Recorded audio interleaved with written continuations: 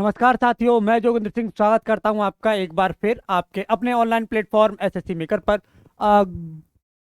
Good morning सभी को, very very good morning. जो बच्चे क्लास के साथ जुड़ गए हैं, आप सभी बच्चों से अनुरोध है, एक बार आप सभी इस क्लास को शेयर कर दीजिए, जिससे कि और भी जो बच्चे हैं वो क्लास के साथ जुड़े और उन्हें भी इसका लाभ प्राप्त हो सके। जैसा कि आप सभी को पता है, आपकी जो क्लास है ये चल रही है एसएससी जीडी की, और इसमें हम उन सभी महत्वपूर्ण क्वेश्चंस को करते हैं जो आपके एग्जाम के पॉइंट ऑफ व्यू से बहुत ज़्यादा जरूरी हैं। तो उन सभी प्रश्नों को हम यहाँ पर कर रहे हैं। तो याद रखिएगा, इस क्लास को अंत तक देखिए, साथ में जो कुछ भी आपको क्लास में नया मिलता है उसे लिखते रहिए, जिससे कि किसी भी प्रकार की समस्या आपको आपके एग्जाम के समय पर ना हो। साथ में याद रखिएगा, एसएससी मेकर ऐप पर आपके लिए अभी कुछ बैच चल रहे हैं, जिनमें एक फौजी बैच है एसएससी जीडी के लिए, आरंभ बैच है सीजीएल के लिए, श्योर सिलेक्शन बैच है एमटीएस के लिए, और एक श्योर सिलेक्शन बैच है आपका सीएचएसएल के लिए। ठीक है, साथ में याद रखिएगा फौजी बैच है आपके एग्जाम जो एसएससी जीडी है उसके लिए। ठीक, पहला क्वेश्चन है आपका, सबसे पुराना वेद कौन सा है? यजुर्वेद, ऋग्वेद, सामवेद और अथर्ववेद,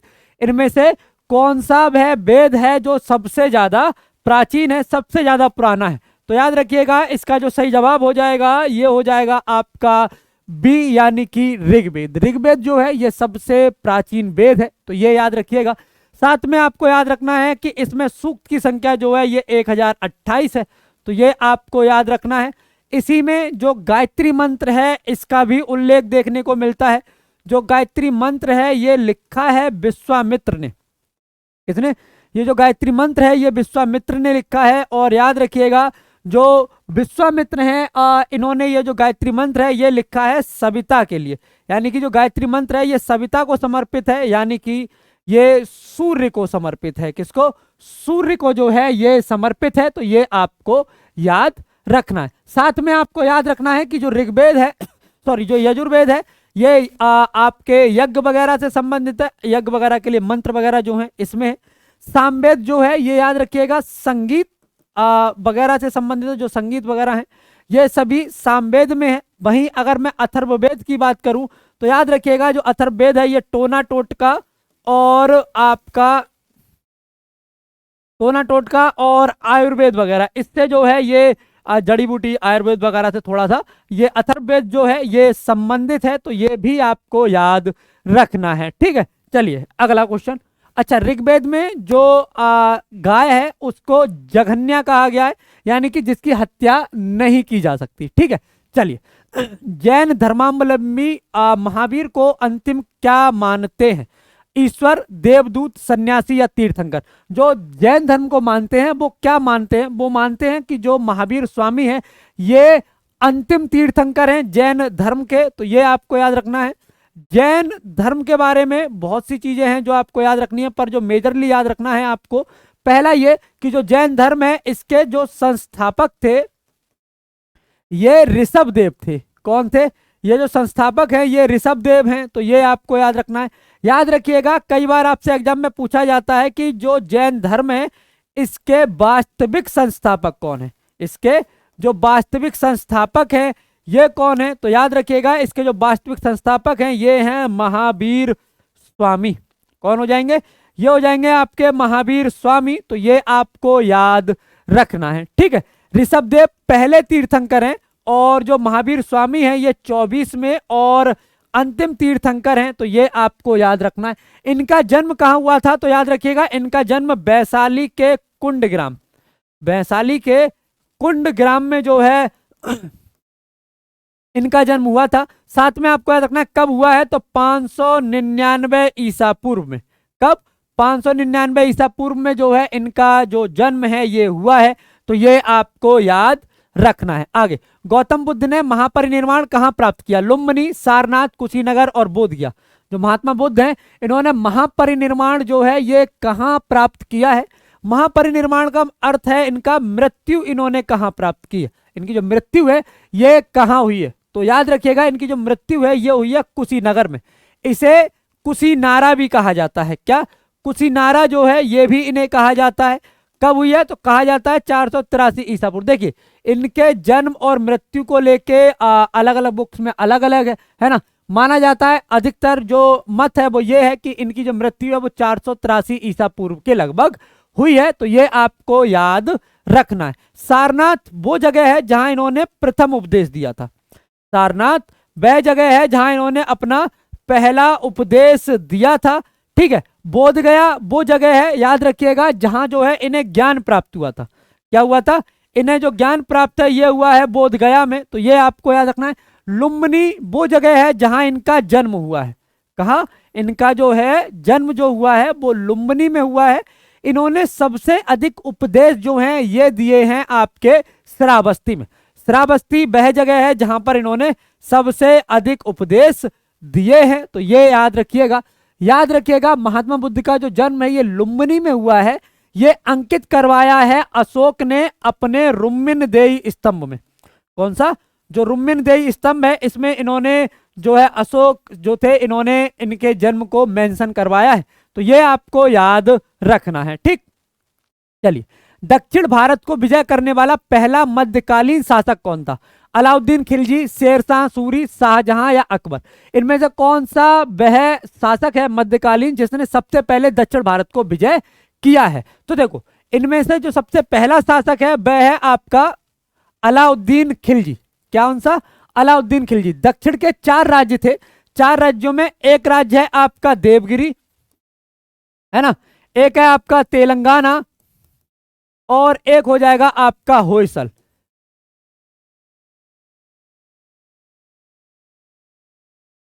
ये तीनों वो राज्य हैं जिन्हें जो है अलाउद्दीन खिलजी ने जीता है।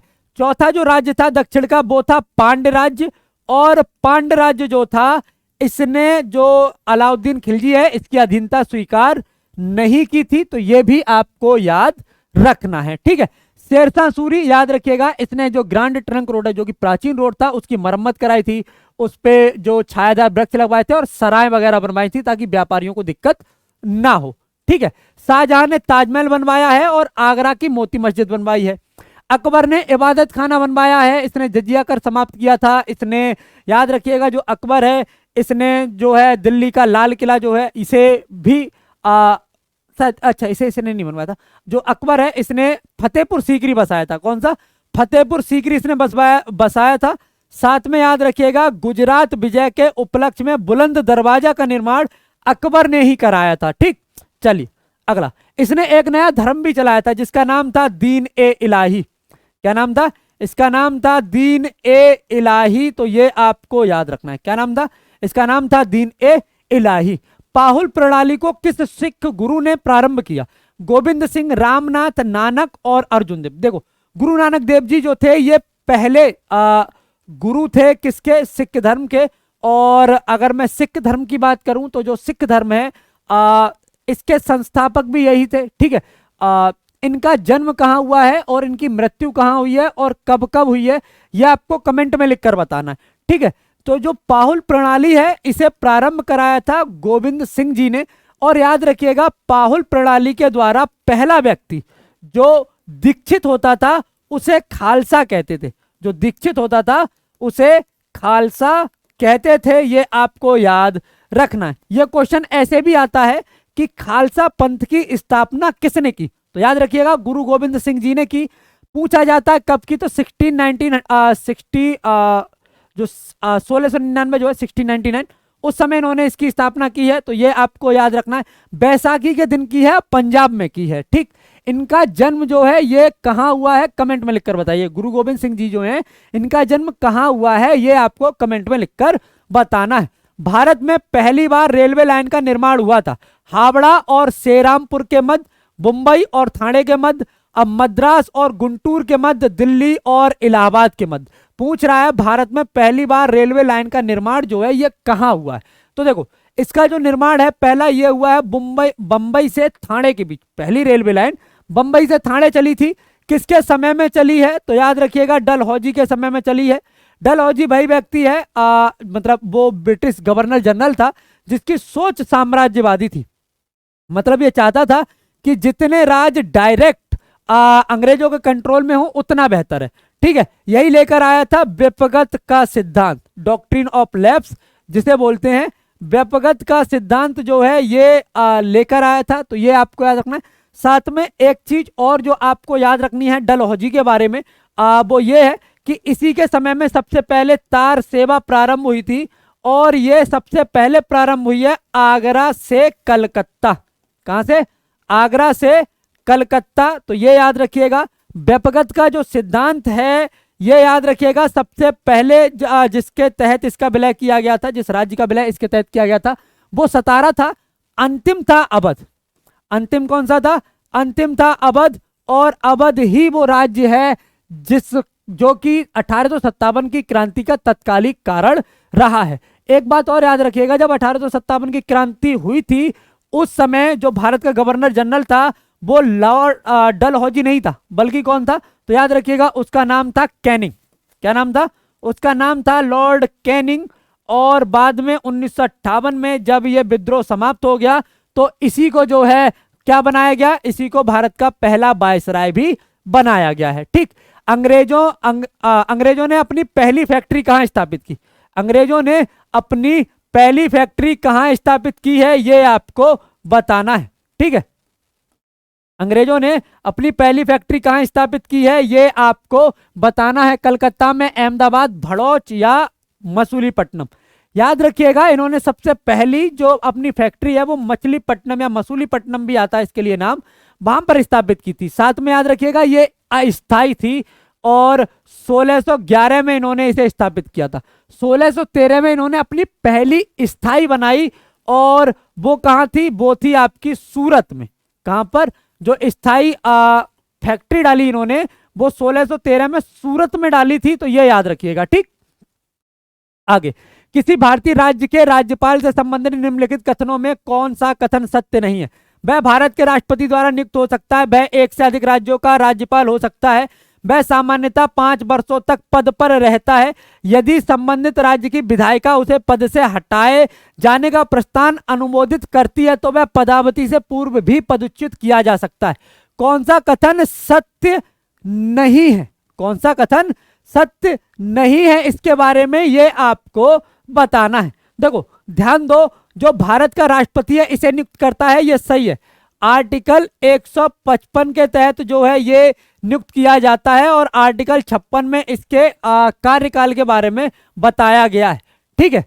मतलब निश्चित नहीं है, ये जब तक राष्ट्रपति चाहेगा तब तक रहेगा। मेजरली ये 5 वर्ष तक रहता है। ठीक। वह एक से अधिक राज्यों का राज्यपाल हो सकता है, ये बात भी सही है। वह सामान्यतः 5 वर्षों तक पद पर रहता है, यह बात भी बिल्कुल सही है। लेकिन उसके खिलाफ कोई भी या किसी भी तरह का महाभियोग या हटाने का प्रस्ताव विधानसभा में नहीं लेकर आया जाता, यह याद रखिएगा। ठीक है। चलिए, तो सही जवाब क्या हो जाएगा? सही जवाब हो जाएगा आपका डी। आगे, उच्च न्यायालय के न्यायाधीशों के वेतन में किस परिस्थिति में कमी की जा सकती है? इनमें से वह कौन सी परिस्थिति है जिसके चलते उच्च न्यायालय के न्यायाधीशों के वेतन के में जो कमी है वो की जा सकती है? यदि संसद 2/3 बहुमत से संबंधित प्रस्ताव पारित करे, वित्तीय आपातकाल में, यदि राज्य विधानमंडल इस संदर्भ में कानून पारित करे, जब राज्य में राष्ट्रपति शासन हो। कौन सी वह परिस्थिति है जिनमें इनके वेतनों में कमी की जा सकती है? तो ऐसी कंडीशन सिर्फ एक बार या एक कंडीशन जो इन चारों में से है वो ये है कि अगर वित्तीय आपातकाल चल रहा हो तो इनके ही नहीं, राष्ट्रपति के न्याय जो वेतन वगैरह उनमें भी कमी की जा सकती है। और जो वित्तीय आपातकाल है ये आर्टिकल 360 के तहत है, तो ये याद रखिएगा। आज तक एक भी बार ये नहीं लगा है, ये याद रखिएगा। इसके अलावा एक और है आर्टिकल 356, इसे राज्य आपातकाल या राष्ट्रपति शासन कहते हैं। एक है आपका आर्टिकल 352 के तहत और इसे राष्ट्रीय आपातकाल कहा जाता है। ये 3 प्रकार की अवधारणाएं आपातकाल से संबंधित भारतीय संविधान में प्रस्तुत की गई हैं, तो ये आपको याद रखना है। ठीक है। चलिए आगे, भारत के संविधान के अंतर्गत आर्थिक योजना विषय, जो आर्थिक आयोजन, जो आर्थिक योजना यानी कि जो आपसे एक तरह कह सकते हैं पंचवर्षीय जो योजनाएं हैं, है ना, इस तरह की जो योजना है, जो आर्थिक योजनाएं हैं, ये इनमें से किसका विषय है ये आपको बताना है। बताओ, मतलब पंचवर्षीय योजनाओं की तरह जो आर्थिक योजना है, जैसे राज्य वगैरह अपने लिए योजनाएं बनाते हैं, केंद्र अपने लिए योजनाएं बनाते हैं, तो ये जो विषय है ये किसमें है? तो ये समवर्ती में है। किसमें? समवर्ती सूची में है, ये याद रखिएगा। जो 7वीं अनुसूची है, जो 7वीं अनुसूची है इसमें विषयों का बंटवारा है। क्या है? जो 7वीं अनुसूची है इसमें क्या है? विषयों का बंटवारा इसमें किया गया है, तो ये आपको याद रखना है, ठीक है। अच्छा, किन किन में, तो केंद्र, राज्य और समवर्ती सूची में इन्हें बांटा गया है। समवर्ती सूची को हमने ऑस्ट्रेलिया से लिया है। किससे लिया है? समवर्ती सूची को जो है हमने ऑस्ट्रेलिया से लिया है, तो ये आपको याद रखना है। अवशिष्ट शक्ति जिसका उल्लेख संघीय राज्य या समवर्ती सूचियों में नहीं किया जा सकता या किया गया है, निम्नलिखित में से किसमें निहित है? राज्यसभा, संसद में, राज्य विधानमंडलों में या लोकसभा में। पूछ रहा है इनमें से कौन सा एक है जिसमें अवशिष्ट शक्तियां निहित की गई हैं। अवशिष्ट शक्तियां मतलब वो शक्तियां या वो विषय जो स्वतंत्रता के समय संज्ञान में नहीं थे, जैसे प्राइवेसी वाली बात उस समय नहीं थी, है ना, डिजिटल बात उस समय नहीं थी, साइबर क्राइम जैसी बात उस समय नहीं थी, इंटरनेट या आईओटी जैसी चीजें उस समय नहीं थी। अब उन पर अगर कोई कानून बनाना है तो कौन बनाएगा? तो ये बना सकती है संसद। इसका जो अधिकार है यह दिया गया है संसद को। किसे दिया गया है? संसद को यह अधिकार दिया गया है, तो यह आपको याद रखना है। आगे, राज्य सरकार को बर्खास्त किसके द्वारा किया जा सकता है? संसद द्वारा, राज्यपाल द्वारा, राष्ट्रपति द्वारा या राज्यपाल की सिफारिश पर राष्ट्रपति द्वारा। राज्य सरकार को बर्खास्त किया जाना मतलब एक तरह से बात करें तो जो स्टेट इमरजेंसी है ना, जो राष्ट्रपति शासन है, प्रेसिडेंशियल रूल है, यह लगाया जा सकता है किस एक आधार पर? तो अगर राज्यपाल सिफारिश कर दे, वो भी लिखित, मौखिक नहीं, लिखित सिफारिश अगर राज्यपाल करके राष्ट्रपति को देता है तब यह किया जा सकता है, ठीक। आगे, भारतीय संविधान में संविधान संशोधन की प्रक्रिया किस राष्ट्र के संविधान पर आधारित है? किस राष्ट्र के संविधान पर आधारित है संविधान संशोधन की प्रक्रिया? तो देखो, हमने संविधान संशोधन की जो प्रक्रिया है ये कहां से ली है? ये हमने ली है दक्षिण अफ्रीका से। यूएसए से हमने बहुत कुछ लिया है, जैसे जुडिशियल रिव्यू लिया है, पीआईएल ली है, एकल न्यायपालिका ली है, न्यायपालिका की स्वतंत्रता ली है, राष्ट्रपति 22 और उपराष्ट्रपति का पद लिया है, उन्हें पद से हटाने की प्रक्रिया ली है ना, मौलिक अधिकार लिए, और भी बहुत सी चीजें, जुडिशियल रिव्यू, ये सब चीजें हमने इसी से ली है, ठीक है। लिखित संविधान लिया है ना, ये सब हमने इसी से लिया है। अच्छा, कनाडा से हमने लिया सशक्त केंद्र के साथ संघ की अवधारणा। क्या लिया है? सशक्त केंद्र, मतलब इसमें केंद्र हमेशा सशक्त रहेगा और जो अवधारणा है वो क्या है? के साथ संघ की अवधारणा। क्या है? संघ की अवधारणा, ठीक है। आयरलैंड से हमने लिया है डीपीएसपी। क्या लिए? आयरलैंड से हमने लिए हैं डीपीएसपी, ठीक। आगे, मुस्लिम लीग क्या है? पूछ रहा है आपसे, मुस्लिम लीग ने संविधान सभा का बहिष्कार किस कारण से किया? मुस्लिम लीग, मुस्लिम लीग ने संविधान सभा का बहिष्कार किस कारण से किया था? क्या वो कारण था? मुस्लिम लीग संविधान सभा के अध्यक्ष किसी मुस्लिम नेता को बनाना चाहती थी। मुस्लिम लीग को संविधान सभा में उचित प्रतिनिधित्व न मिलने के कारण मुस्लिम लीग मुस्लिमों के लिए एक अलग संविधान सभा चाहती थी, या उपयुक्त सभी? क्या एक कारण था जिसके चलते संविधान सभा का बहिष्कार मुस्लिम लीग ने किया था? मुस्लिम लीग चाहती थी कि जो मुस्लिम्स हैं उनके लिए एक अलग संविधान सभा का निर्माण हो, ठीक, ये वो चाहती थी। संविधान सभा जो है ये गठित की गई थी कैबिनेट मिशन के आधार पर। किसके? कैबिनेट मिशन के आधार पर, ठीक है। 1946 में पहली बैठक हुई है 9 दिसंबर 1946, ठीक है। दूसरी हुई है 11 दिसंबर 1946, ठीक है, ये आपको याद रखना। अंतिम हुई है 24 जनवरी 1950, ठीक है। आगे, सूची 1 को सूची 2 से सम्मिलित कीजिए और सूचियों के नीचे दिए गए कूट का प्रयोग कर सही उत्तर लिखिए। कृषि उत्पाद और अग्रणी उत्पादक, सोयाबीन और मध्य प्रदेश, कपास गुजरात, काली मिर्च और पश्चिम बंगाल, जूट और केरल। देखो, कृषि उत्पाद है और कौन से अग्रणी क्षेत्र है, इसमें नीचे कूट होने चाहिए, पर यहां पर मैचिंग एक तरह से करनी है। तो देखो, अगर मैं बात करूं आपके सोयाबीन की, तो इसके लिए जो अग्रणी राज्य है ये है आपका मध्य प्रदेश, है ना।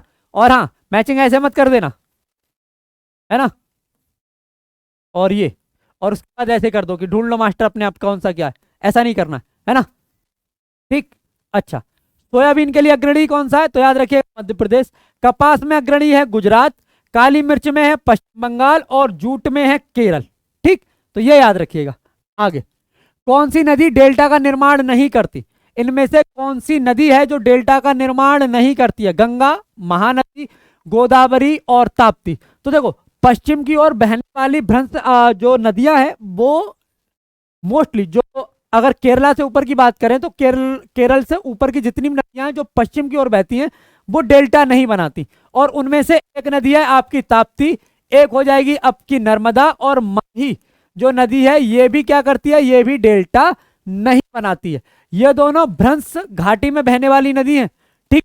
और याद रखिएगा, ताप्ती को नर्मदा की हैंडमेड नदी कहा जाता है। अगला क्वेश्चन है हमारा 17वां, संयंत्र कारखाना। ये मैचिंग करनी है, इसमें इसमें बताना है कि कौन सा कहाँ होगा। तो देखो, जो बोकारो है ये कहाँ पर है? तो याद रखिएगा, एक मिनट, अच्छा हाँ, जो बोकारो है ये कहाँ पर है? तो याद रखिएगा ये है आपके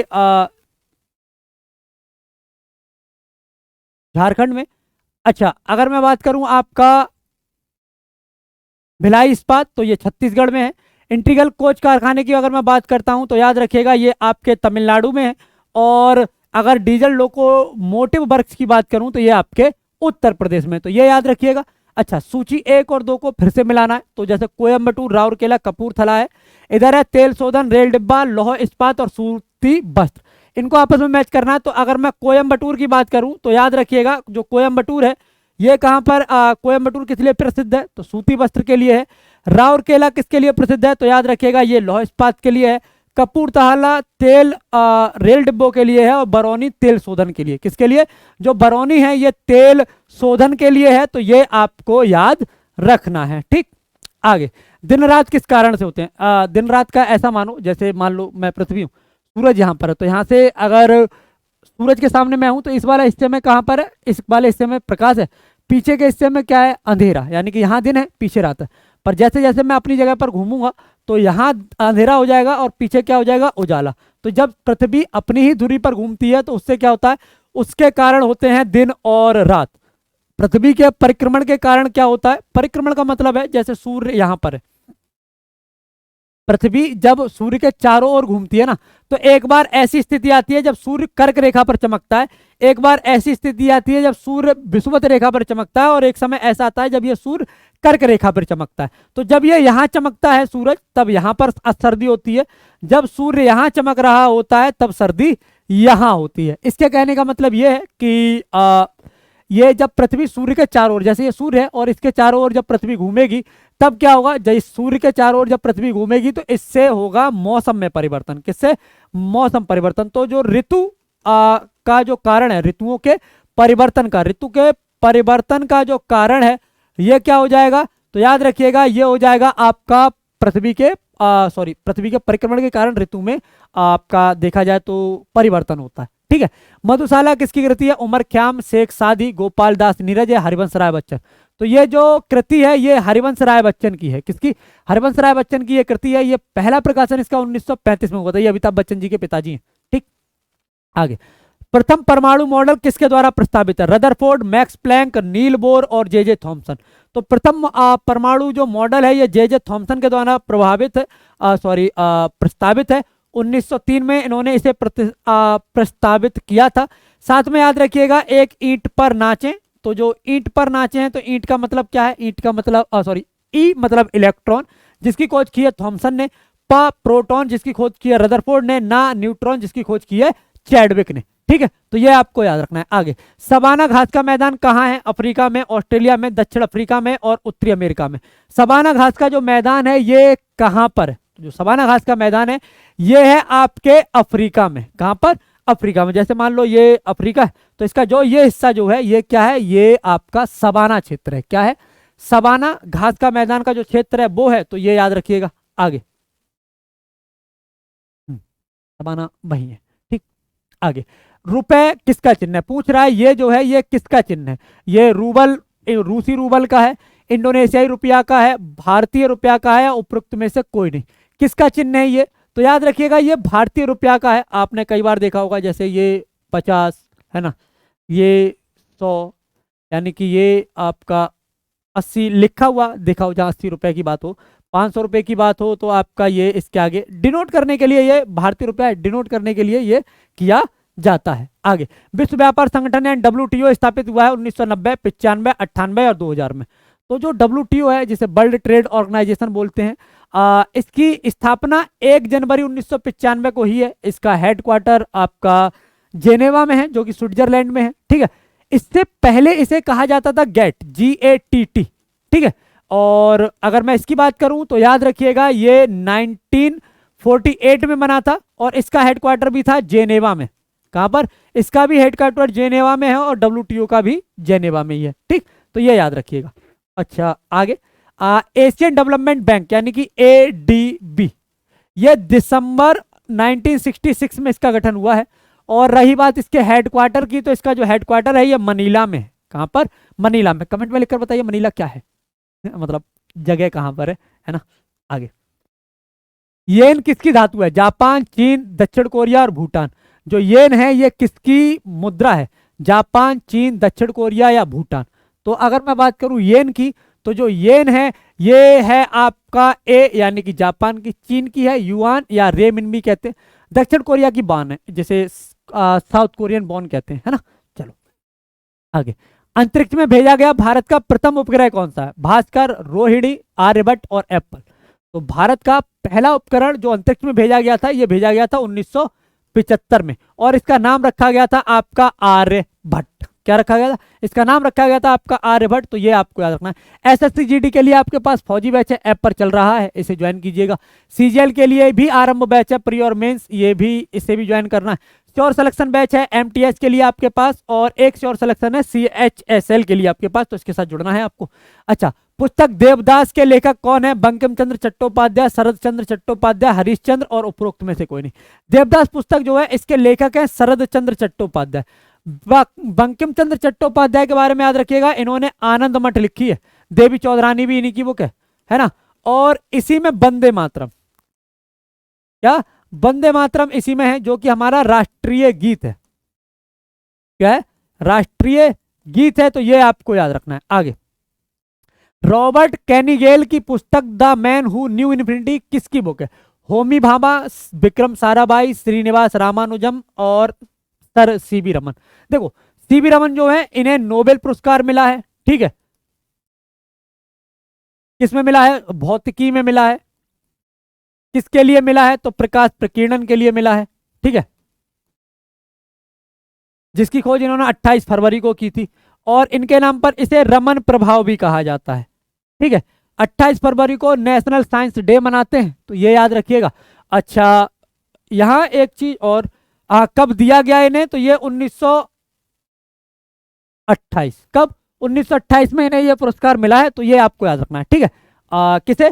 कलकत्ता में इनकी इसकी खोज की थी इन्होंने। ठीक, अच्छा, रेफ्रिजरेटर में कौन सा गैस द्रव्य का प्रयोग किया जाता है? अमोनिया, कार्बन डाइऑक्साइड, क्लोरीन और हाइड्रोजन। रेफ्रिजरेटर में कौन सा गैस द्रव्य का प्रयोग किया जाता है? अमोनिया, कार्बन डाइऑक्साइड, क्लोरीन और हाइड्रोजन। तो जो रेफ्रिजरेटर है इसमें जो प्रयोग किया जाता है, यह प्रयोग किया जाता है अमोनिया का, मतलब अमोनिया गैस है जो कि द्रव्य के रूप में रहती है।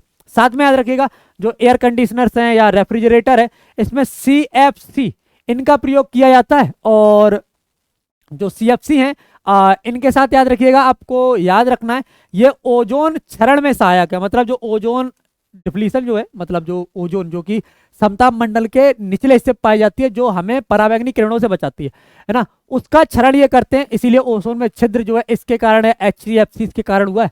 तो इन्हें बैन करने के लिए या इनका उपयोग कम से कम करने के लिए जो है एक प्रोटोकॉल लेकर आया गया था, जिसका नाम है मॉन्ट्रियल प्रोटोकॉल, जो कि लागू है 1987 से। कब से?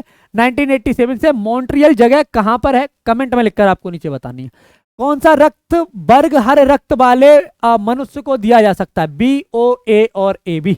तो अगर मैं बात करूं मनुष्य को रक्त देने की, हर किसी को दिया जाता है, यानी कि वो जो सर्वदाता है ना, जो हर किसी को दे सकता है, तो ये हो जाएगा आपका O। जो सबसे ले सकता है वो है आपका सर्वग्राही और ये है AB। तो जो सबको दे सकता है रक्त वो है आपका ब्लड ग्रुप O। तो जो ब्लड ग्रुप O वाले हैं वो सबको दे सकते हैं। ठीक, आगे, विटामिन B1 की कमी से बीमारी होती है? सूखा रोग, रतौंधी, बेरी बेरी या TB। तो याद रखिएगा इसकी वजह से बेरी बेरी रोग होता है। बेसिकली है ना, इसे मैं पहले एक बार रिकॉर्ड कर चुका हूँ, लेकिन उसमें बीच में माइक बंद हो गया था ना, तो आधी रिकॉर्डिंग नहीं हुई थी, तो अब ये मैं दोबारा कर रहा हूँ, है ना। तो इसीलिए टिक लगा हुआ है। अच्छा, विटामिन बी वन की कमी से बीमारी कौन सी होती है, तो याद रखिएगा बेरी बेरी होती है। बी वन का रासायनिक नाम आपको कमेंट में लिख कर बताना। सूखा रोग डी की वजह से होता है, और रतौंधी जो है ये विटामिन ए की वजह से होता है ना। विटामिन ए का रासायनिक नाम रेटिनॉल है, डी का कैल्सीफोरोल है, बी वन का आपका थायमीन है। अच्छा, सी का है एस्कॉर्बिक एसिड, ई का है टोकोफेरॉल, और के का है फिलोक्विनोन। के वो विटामिन है जिसमें आपका कहते हैं उसे, जो कोबाल्ट 60 है वो उसमें पाया जाता है। ठीक है, आगे। श्वेतांबर और दिगंबर किस धर्म के थे, तो देखो ये बेसिकली थे जैन धर्म के। और अगर मैं बात करूं यहाँ पर, तो जो जैन धर्म में ये बंटवारा कब हुआ, तो जब चंद्रगुप्त मौर्य शासक थे, उनके समय में एक अकाल पड़ा था, ऐसा कहा जाता है। उस समय जो जैन धर्म के जो अनुयायी थे, जो स्थूलभद्र के साथ थे और जो भद्रबाहु के साथ थे, तो जब अकाल पड़ा तो जो भद्रबाहु हैं ये क्या किए, ये दक्षिण की ओर चले गए, क्या दक्षिण भारत की ओर ये गमन कर गए। लेकिन जो स्थूलभद्र के साथी थे ये पाटलिपुत्र में ही रहे। कहां पर, पाटलिपुत्र में ही ये रहे। और जब अकाल समाप्त हुआ उसके बाद जब ये लौटे, तो इन दोनों के मध्य जो है विवाद हुआ। तो ऐसे में जिन्होंने स्थूलभद्र को फॉलो किया वो श्वेतांबर कहलाए, मतलब जो श्वेत वस्त्र पहनते थे, और भद्रबाहु कहलाए जो नग्न अवस्था में रहते थे, है ना। तो भद्रबाहु को फॉलो करने वाले दिगंबर कहलाए। क्या कहलाए, दिगंबर। ठीक है, इस तरह से दो स्पष्ट विभेद जो है जैन धर्म में हुए, तो ये आपको याद रखना है। निम्नलिखित में से भारतीय नेपोलियन किसे माना जाता है, इनकी विजयों को लेकर या इनकी विजयों से प्रभावित होकर B.A. स्मिथ ने इन्हें ये नाम दिया था, और ये नाम मिला है समुद्रगुप्त को। ठीक है, इन्हें लिच्छवी दौहित्र भी कहते हैं। क्या कहा जाता है, इन्हें लिच्छवी दौहित्र भी जो है इन्हें कहा जाता है। तो ये आपको याद रखना है। साथ में आपको एक चीज और जो याद रखनी है वो ये, जो समुद्रगुप्त हैं इनकी विजयों का उल्लेख प्रयाग प्रशस्ति में होता है, जो कि लिखी है हरिसेन ने। ठीक है, इसमें उत्तरापथ और दक्षिणापथ की विजयों के बारे में, उत्तरापथ में जो इन्होंने विजय की थी उन सारे जो राजा हैं इन्हें, या जो राज्य है उन्हें इन्होंने अपने राज्य में मिलाया। लेकिन जो दक्षिण भारत की विजय की थी,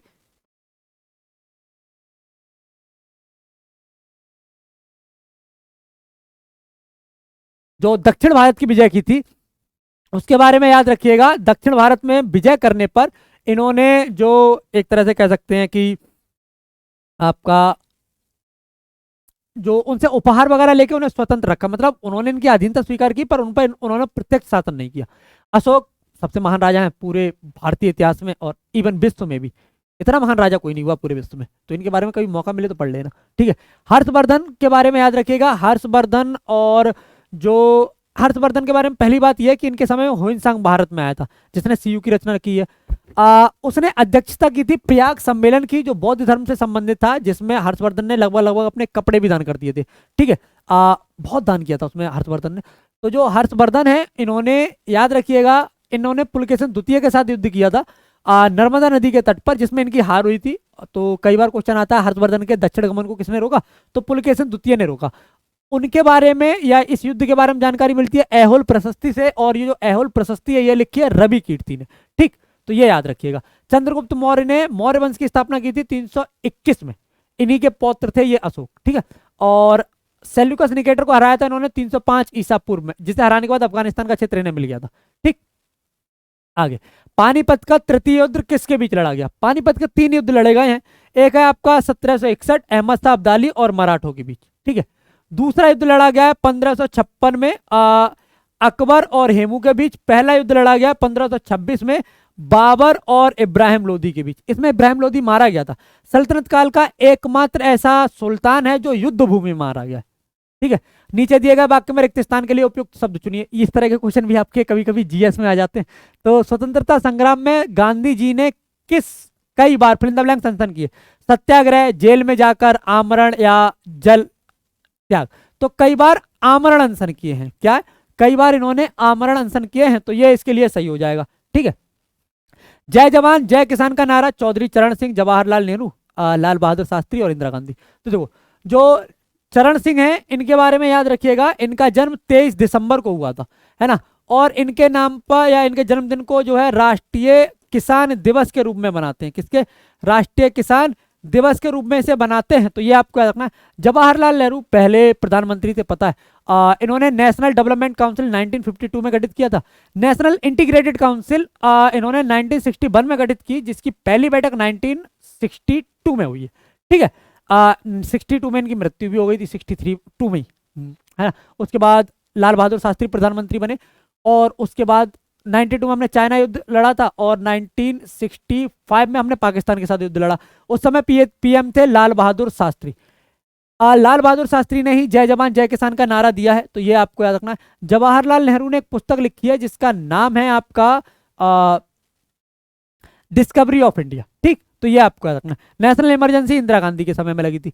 निम्नलिखित में से कौन से स्थान पर कुंभ मेला नहीं होता है? उज्जैन, इलाहाबाद, हरिद्वार या वाराणसी? तो देखो, उज्जैन पर तो क्षिप्रा नदी के किनारे मेला लगता है कुंभ, जो कि एमपी में। इलाहाबाद तो संगम है ही, जिसमें गंगा, यमुना, सरस्वती तीनों का लगता है, ठीक है। इसके साथ एक चीज और याद रखिएगा, ये यूपी में है ना, अब इसका नाम प्रयागराज है। पहले भी प्रयागराज था, अकबर ने इसे बदला था, और पुनः योगी सरकार ने इसे बदल के प्रयागराज कर दिया। हरिद्वार में गंगा नदी के किनारे लगता है, वाराणसी में नहीं लगता। इसकी जगह एक जगह है आपकी नासिक में, जो कि है आपके महाराष्ट्र में, और यहां पर गोदावरी नदी के किनारे,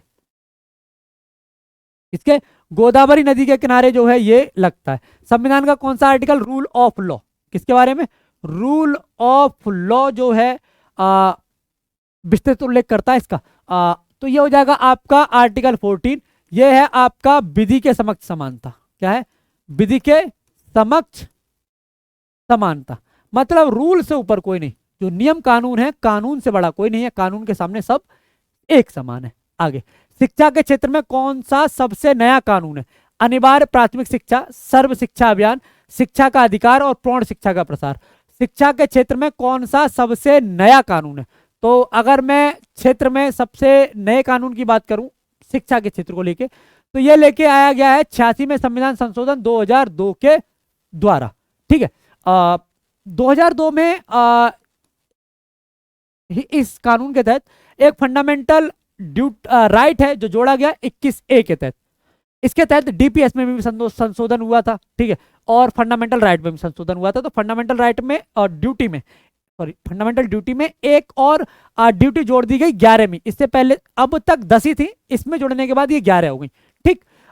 ये तीनों संबंधित शिक्षा से ही थे। ये तीनों जो संशोधन हुए, चाहे वो डीपीएसपी में हो, फंडामेंटल राइट में हो या ड्यूटी में हो, ये तीनों शिक्षा से संबंधित थे। तो शिक्षा का अधिकार और अनिवार्य शिक्षा, अनिवार्य प्राथमिक शिक्षा, ये दोनों ही शिक्षा का सबसे नया कानून है।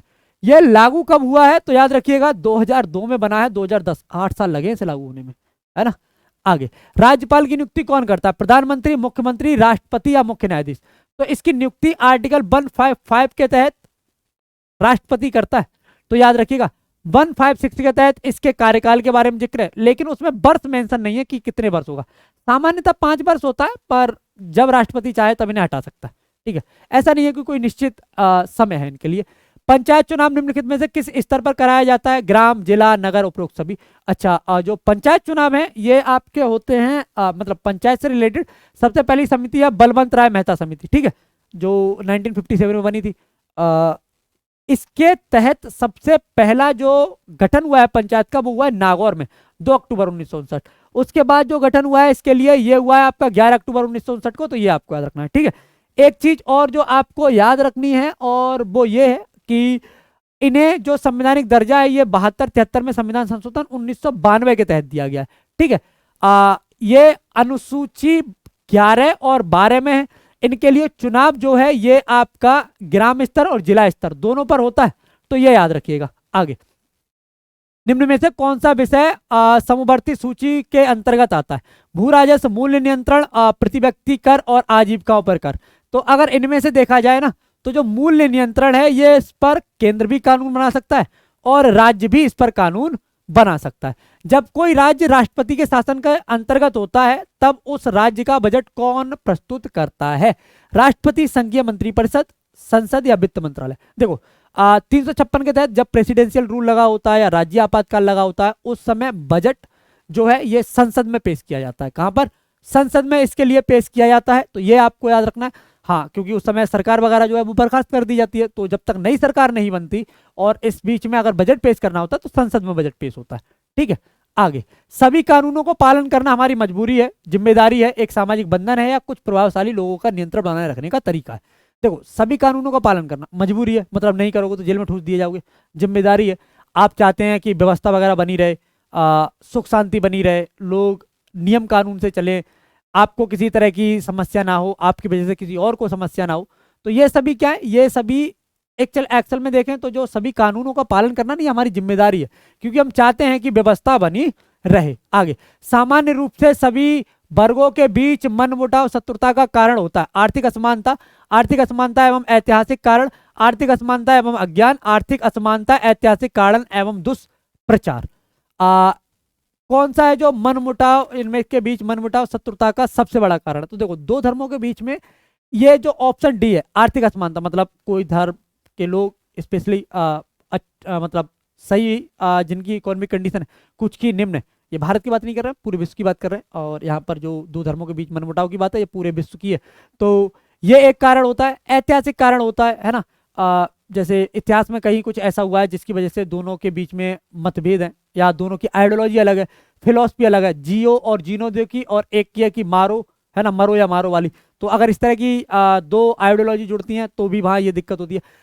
एक दूसरे धर्म के प्रति दुष्प्रचार करने की अगर भावना है तो भी ऐसा होता है। ठीक है, आगे, रुपए की तुलना में किस विदेशी मुद्रा का मूल्य अधिकतम है? तो इसे एक बार तुम लोगों को चेक करना होगा, क्योंकि जब ये आंसर आया था तब तो विदेशी पाउंड था, अभी जहां तक मुझे लगता है यूएस डॉलर होगा। इसका कहने का मतलब ये है, जैसे एक डॉलर में 80 रुपए है तो सबसे अधिक रुपए हैं, है ना भाई। मान लो एक पाउंड है, इसमें कितने हैं? तो इसमें मान लो 70 ही रुपए आते हैं, तो ये अधिक हुआ ना। इसे चेक करना है, कैसे करोगे? तो गूगल पे जाना, वहां डालना,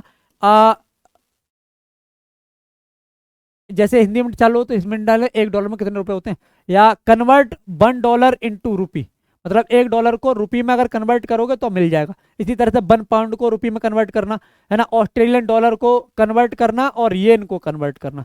येन मतलब ये इस तरह से कुछ साइन है इसका, येन को अगर कन्वर्ट करना चाहो तो इस तरह से एक बार इसे चेक कर लेना। हाँ, तक प्रेजेंट की बात करूं तो शायद यूएस डॉलर है, बाकी एक बार चेक कर लेना क्या है। ठीक है, ये था। आप सभी को इस क्लास को शेयर और लाइक जरूर करना है। साथ में याद रखिएगा, आप सभी के लिए एसएससी जीडी के लिए फौजी बैच है ना, आरंभ बैच है आपके लिए, सीजीएल के लिए, एमटीएस के लिए श्योर सिलेक्शन बैच है, और एक श्योर सिलेक्शन बैच है आपके सीएचएसएल के लिए। ठीक है, तो इनके साथ आपको जुड़ना है। एसएससी जीडी के लिए आपके पास फौजी बैच है, 100% सिलेक्शन के लिए 299 का ऑफर है। मैं मतलब आपके लिए स्पेशल ऑफर प्राइस आपका 299। ऑफर सीमित समय के लिए है। एसएससी मेकर ऐप पर यह बैच मिलेगा। एसएससी मेकर ऐप मिलेगा गूगल प्ले स्टोर पर। ये वो नंबर है जिस पर फोन करके आप अपनी सारी समस्याओं का समाधान पा सकते हैं।